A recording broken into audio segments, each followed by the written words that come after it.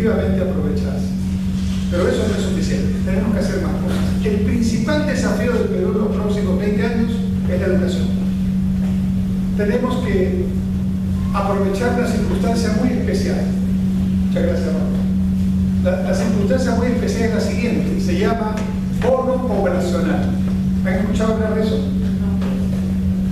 Significa, una vez en la historia ocurre lo siguiente: la población en edad de trabajar entre 15 y 64 años, que técnicamente se llama la población económicamente activa, que siempre en el Perú ha sido el 33% de la población total, hoy esa población es 51% de la población total. Es decir, la población dependiente, la que no trabaja o no está en edad de trabajar, es la menor. Este es un momento extraordinario. Corea del Sur tuvo su momento de bono poblacional y miren lo que logró, ¿no? Perú tiene bono poblacional por un tiempo y una vez nada más. Entonces tenemos que hacer dos cosas en este tiempo del bono poblacional. Uno, apostar totalmente por la educación básica, la educación técnica, la educación universitaria superior, pero en segundo lugar, todo por la nutrición en los 3 primeros años de vida, que es donde se forma el cerebro y donde queda ya definitivamente marcada la vida de uno en adelante. Ese esfuerzo es el que inevitablemente tenemos que hacer bien. Todo lo demás puede ser importante, podemos tener carreteras, tratados de libre comercio, pero si no trabajamos este tema, entonces todo será en vano. Y tenemos que hacerlo porque además hay un periodo donde la población no dependiente, la que trabaja, va a poder soportar este proceso de manera adecuada. Educación. Y el otro tema fundamental que tenemos que hacer es cambiar la cultura de la gestión en el Perú. ¿Qué quiero decir con esto? En el Perú les he hablado de 16 años de crecimiento y eso es una novedad. En el Perú, largo plazo no ha sido un tema que se ha manejado normalmente. O sea, estrategias, planeamiento estratégico, horizonte temporal largo. Eso es un aprendizaje, mejor dicho, es un reaprendizaje, porque los antiguos peruanos sí lo hacían. Nosotros más bien hemos equivocado el camino y no lo estamos haciendo. Entonces, hay que recuperar esa cultura en el medio y largo plazo. Hay que recuperar esa cultura con políticas de Estado. La que he mencionado, la económica, se ha dado, pero por razón práctica, porque la gente decidió hacerlo así. Pero hay que empezar a crear políticas de Estado en otros campos, en el campo educativo, en el campo del Estado. Ocurre todavía en el Perú que entra un gobierno, entra un ministro y pretende empezar desde ahí. Cuando yo digo, lo que hay que hacer es exactamente como una carrera de postas, en un juego olímpico, ¿no? El testimonio, que es el palito que se entrega, ¿no? El corredor que está terminando su carrera, sigue corriendo. Y el corredor que lo va a alcanzar para darle la posta, empieza a correr más fuerte, pero ninguno se detiene. Esa debe ser la manera de hacer política en el Perú. Y en cualquier país, pero en el Perú en particular, porque el corredor que está corriendo se detiene. Y el otro también se detiene, y los dos detenidos empiezan a conversar. Y esa no es una carrera, ¿no? Se pierde mucho tiempo, dinero, recursos, y eso es un problema que lo vemos a nivel de gobierno nacional, a nivel de municipio. Ustedes saben que estuve de candidato a la alcaldía de Lima y uno de los problemas que hay en este momento en la alcaldía de Lima es ese. El alcalde electo ya va a tener más de medio año de funciones, casi todo su periodo actual lo ha dedicado a desmontar las obras de su antecesor.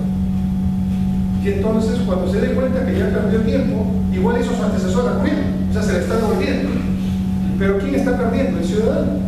Necesitamos obras rápidamente, porque en el Perú hay un banco que hace una publicidad que dice así: el tiempo vale más que el dinero.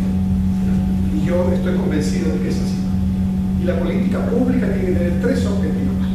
El primero es la transparencia y la legalidad, en ese orden, y subrayado. Hay que demostrar transparencia, no solo ser transparente, hay que demostrar transparencia. La gente tiene mucha desconfianza y tiene razón en tener desconfianza. Lo primero es lo primero. Lo segundo, no basta con ser transparente, hay que ser eficiente. Hay que romper ese mito de que el trabajador público no puede lograr eficiencia frente al privado. milhares de personas totalmente competitivas y son funcionarios públicos honrados y eficientes. Pero el tercero es más difícil. Hay que ser transparentes, eficientes y rápidos. Porque en este tiempo no es el grande el que se come al chico, sino el veloz el que sobrepasa el viento. Y los estados necesitan velocidad. Por una razón, por dos. La primera es la más importante. Porque no hay derecho que una generación se quede sin la infraestructura, sin las necesidades satisfechas que merece, solo porque recién la obra estará en 20 años. Cuando la obra puede estar hoy, no en 20 años. Hoy día en el Perú y en muchos países el problema ya no es dinero, el problema es concepción, gestión y hacer bien las cosas con buenos equipos.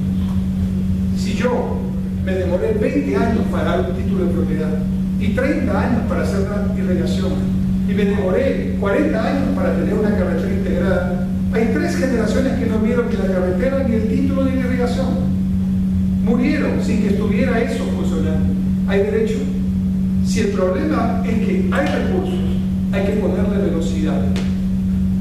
Ahí en la torre decía, no solamente hay que considerar el costo de hacer una obra hoy, hay que considerar también el costo de no hacer la obra hoy. Y se adelantó por allá por los años 30 a lo que hoy día es el famoso concepto del costo de oportunidad, lo que cuesta no hacer las cosas. Y a nosotros nos cuesta mucho no hacer las cosas porque tomamos decisiones tarde, lento. Y eso es una estructura que hay que corregir también. Y finalmente, el otro punto importante que tenemos que cambiar es el referente al Estado mismo y su infraestructura y su organización. Todavía mucha burocracia, todavía mucho, le dicen tramitología, pero está mal dicho, porque el logos, etimológicamente, significa tratado, y tratado del trámite es demasiado, no es un tratado, el trámite es tramitomanía, la manía de hacer el trámite. Y el trámite ocurre porque el funcionario público de alguna manera lo inventa para sustentar su posición. Y hoy día, frente al trámite, ¿qué hay que hacer? Mucha tecnología, bajar la discrecionalidad, poner todo en línea, y cuando eso está ahí, la discrecionalidad se minimiza y el funcionario público cumple una tarea mucho mejor. El Perú de los próximos 20 años o 30 años entonces tiene muchos desafíos más complicados que los que tenía anteriormente, pero sobre una base más firme, que es la que les he comentado. Aspiramos, ya en pocos años vamos a estar en el 2021 celebrando el bicentenario de la independencia política, pero ya está. Yo pensaba que esa era una fecha importante, pero ya está ahorita. Nos despertamos y ya es 2021. Entonces vamos a ponernos 30 años de meta. Y en esos 30 años vamos a ponernos las metas que corresponden, ya no ambiciosas, ya no sueños solamente, sino metas que ya están en función del camino recorrido. Y con 30 años más de crecimiento sostenido, la pobreza disminuye a los niveles ya mínimos internacionales. La desigualdad se reduce a niveles manejables.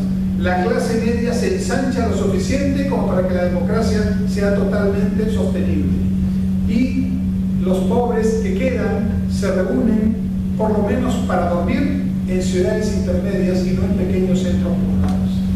La educación permite entender este proceso y genera las condiciones para los líderes que sostengan por los próximos 30 años estos desafíos. Y por supuesto, el proceso productivo con valor agregado en la exportación genera las condiciones para que esa riqueza también pueda complementarse con el mundo y desde el mundo hacia el mundo. Esos son los desafíos que tenemos por delante. Y entonces, tercera parte, una reflexión final.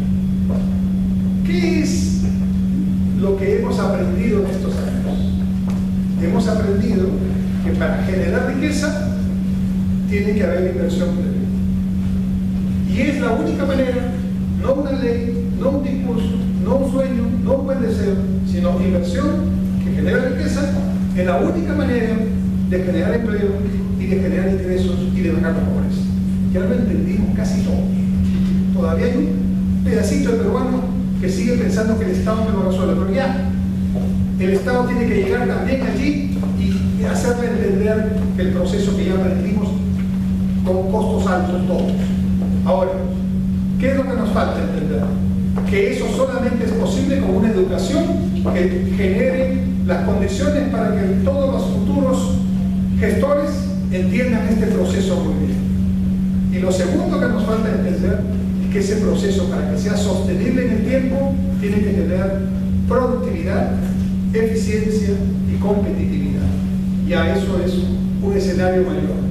Y para ser competitivos hay que tener buena infraestructura, hay que tener investigación y desarrollo tecnológico, hay que trabajar el valor agregado que dijimos. Todo lo que hemos hablado es un poco eso, pero ese debe ser el objetivo.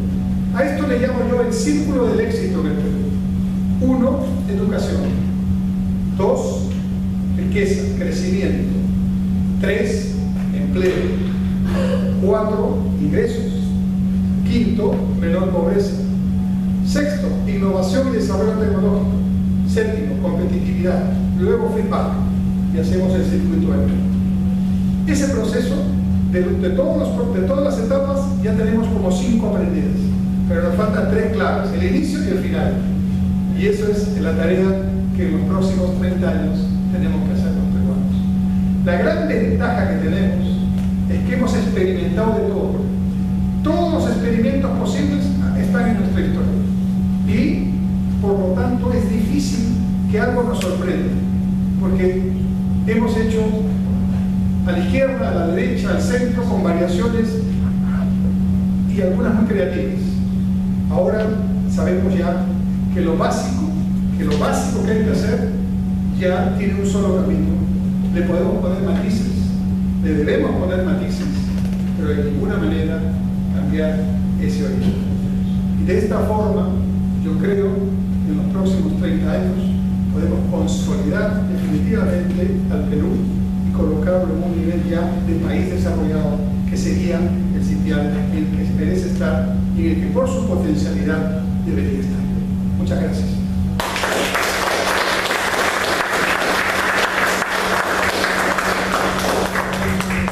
Yo no sé si tienen algunos comentarios, algunas preguntas. Yo estoy disponible. Por favor. ¿Cuál sería el rol de un peruano que salió en los 90, en los 80, a hacer Perú? Porque vivimos acá, pero queremos estar algo en Perú. Lo primero que te digo es, comprendo por qué saliste. ¿No? Mucha gente salió por razones absolutamente atendibles y especiales, extraordinarias. Pero yo lo que te sugeriría es, seguramente que lo haces, lo primero es mantener el contacto con la evolución que el país tiene y esto que estoy contando. Porque lo que estoy contando es algo que se puede ver físicamente. También se pueden ver los problemas que todavía hay. Pero esto, mirándolo, la principal ventaja que tienes por estar aquí es que lo puedes mirar desde la perspectiva tranquila de mirarlo de lejos. Y eso te puede dar el panorama más frío, pero al mismo tiempo más completo. Que los que estamos aquí, por estar en el día a día, perdemos esa posición. Lo segundo es que yo trataría de aprovechar lo que he ganado aquí, en el sentido de educación, en el sentido de experiencia, en el sentido de mirar el mundo y tratar de ayudar a más peruanos de que puedan tener la oportunidad, tal vez no de venir a vivir, pero sí de conocer estos elementos. Porque estas experiencias, muchos peruanos les pueden abrir tremendamente el panorama. Cuando uno viaja, la primera cuestión que tiene es añorar su comida, ¿cierto? Nosotros los peruanos en particular añoramos la comida desde el primer día, ¿no? La sazón,